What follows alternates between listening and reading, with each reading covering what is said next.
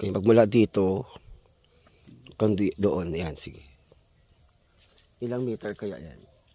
1, 2, 3, 4, 5, 6. 10 meters. Uy, nahulog. Uy.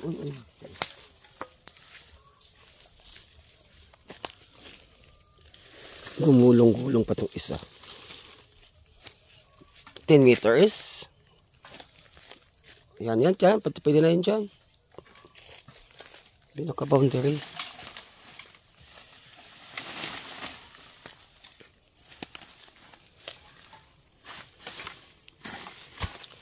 Kaya guys, so talagang mainam talaga yung mayroon tayong tanim na niyog. Kasi pagdating ng araw, pag namunga ito, hindi lang buko ang pakinabang, kundi pati kupra. Nung araw natandaan ko yung lulo namin nung buhay pa. Ang dami yung niyog noon na tanim. Tapos nung namatay na siya, wala na nag-maintain.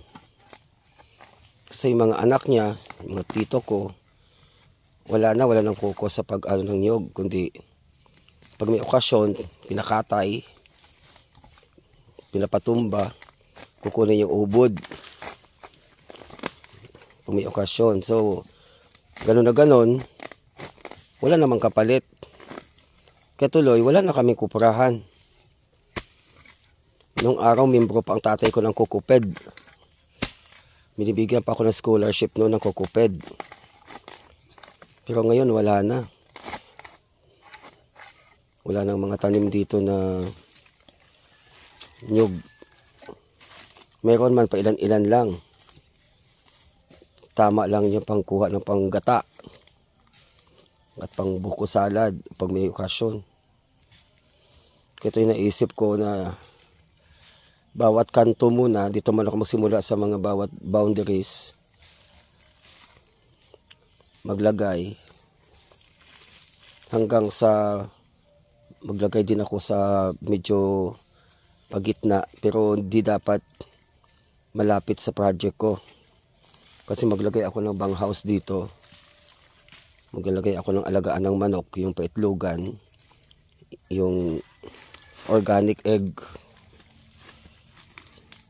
Yun ang plano ko dito.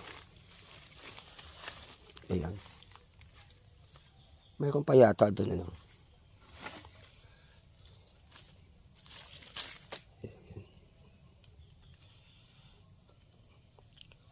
Huwag lang sana lukuhin at abunutin ito at itapon. Kasi may mga tao din kasi ganyan ang mga mentality. Aabangan yung tanim tapos bubunutin, itatapon. Yung mga taong may inggit sa katawan sa sarili.